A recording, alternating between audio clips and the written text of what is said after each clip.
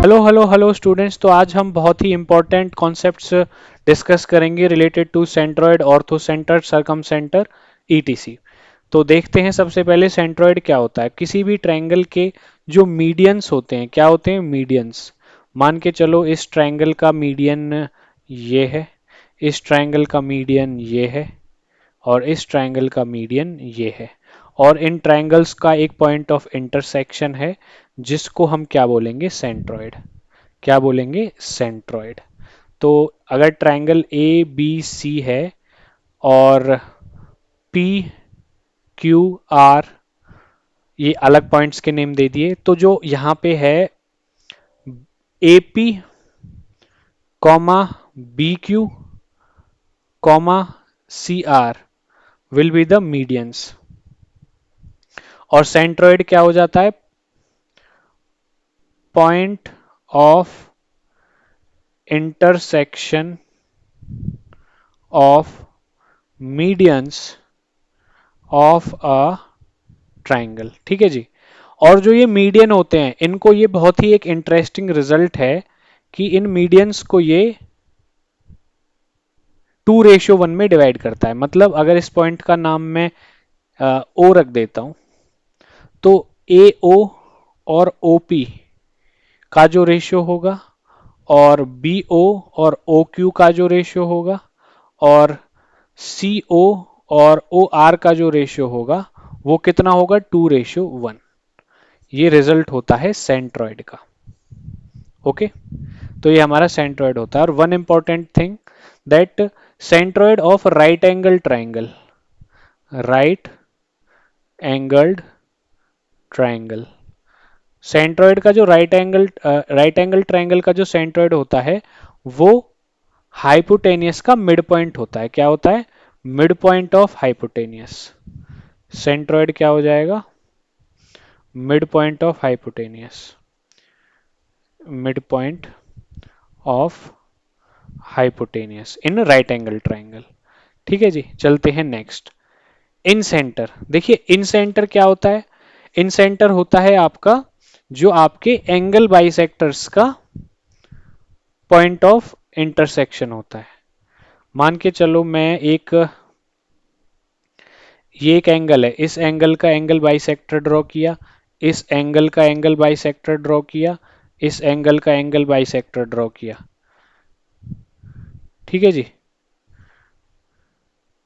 कर दिया ड्रॉ। और जहां पे एंगल बाइसेक्टर्स का इंटरसेक्शन कट करता है, उसी को हम क्या बोलते हैं? इन सेंटर। नेमिंग कर लेते हैं, A B C D E F. तो यहां पे हम लिख सकते हैं that A D comma BE comma C F are the angle bisectors, angle bisectors of triangle ABC. और इन्हीं का point of intersection, point of intersection of angle bisectors, यही क्या होता है? आपका इन सेंटर होता है। क्या होता है? इन सेंटर। क्लियर हो गया? तो ये एक बेसिक आइडिया आपको पता चल गया कि इन सेंटर क्या होता है, सेंट्रॉइड क्या होता है। चलते हैं आगे सरकम सेंटर की तरफ।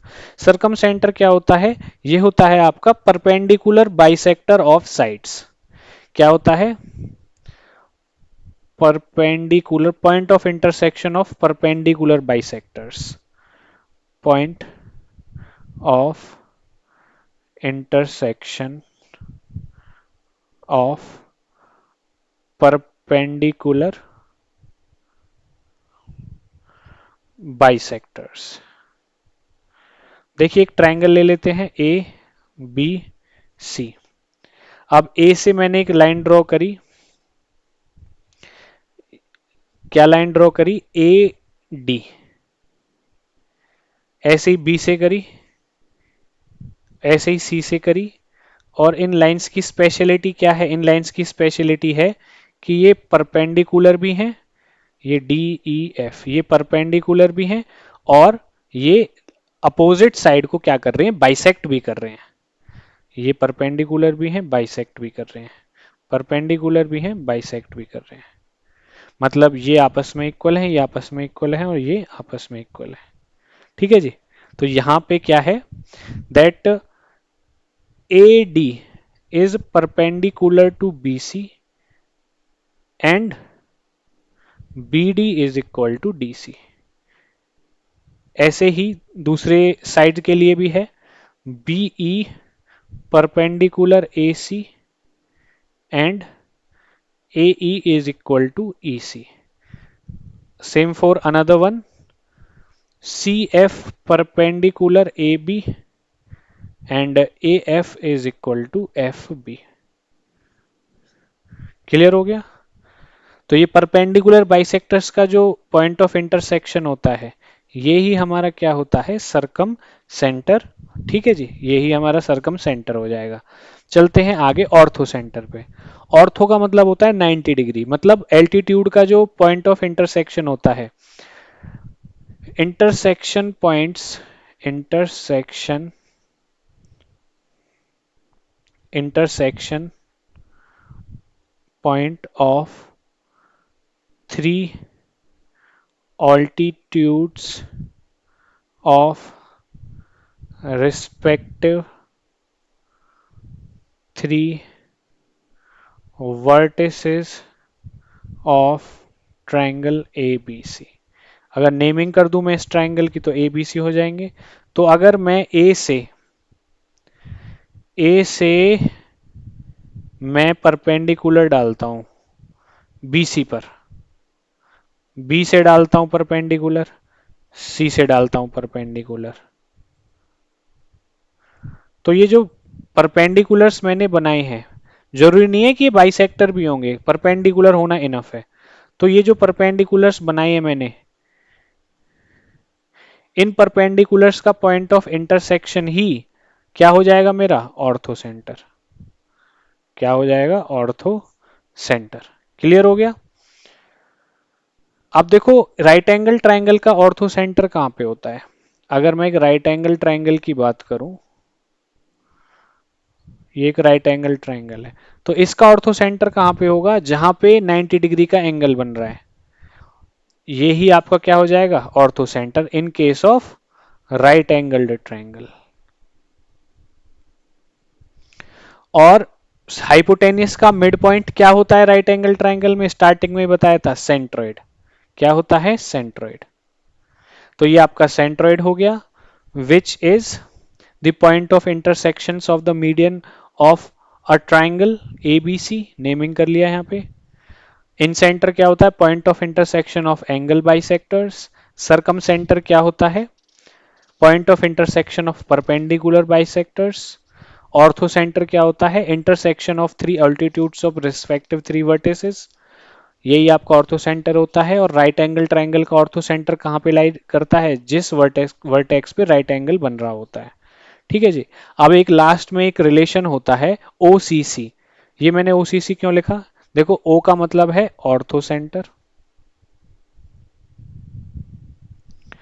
ये बीच में आ रहा है तो इसलिए इसको सेंट्रोइड बोल देते हैं। ये क्या हो गया आपका सरकम सेंटर। अगर कोई ऐसी सिचुएशन आती है, कैसी सिचुएशन आती है, ऐसी सिचुएशन कि ये सेम लाइन पे हैं, क्या, orthocentre, centroid and circumcentre, तो यहां पे जो इनके बीच का रेशियो रहेगा वो कितना रहेगा, रेशियो रहेगा आपका 2:1। मतलब अगर मैं इसकी नेमिंग कर दूं ABC, ए है आपका ऑर्थो सेंटर, बी है आपका सेंट्रोइड और सी है आपका सरकम सेंटर, तो ए बी और बी सी का जो रेशियो रहेगा वो रहेगा 2:1। तो ये कुछ इंपॉर्टेंट पॉइंट्स थे जो आपको हेल्प करेंगे आपके एग्जाम्स में। वीडियो को लाइक करें, चैनल को सब्सक्राइब करें। Thank you.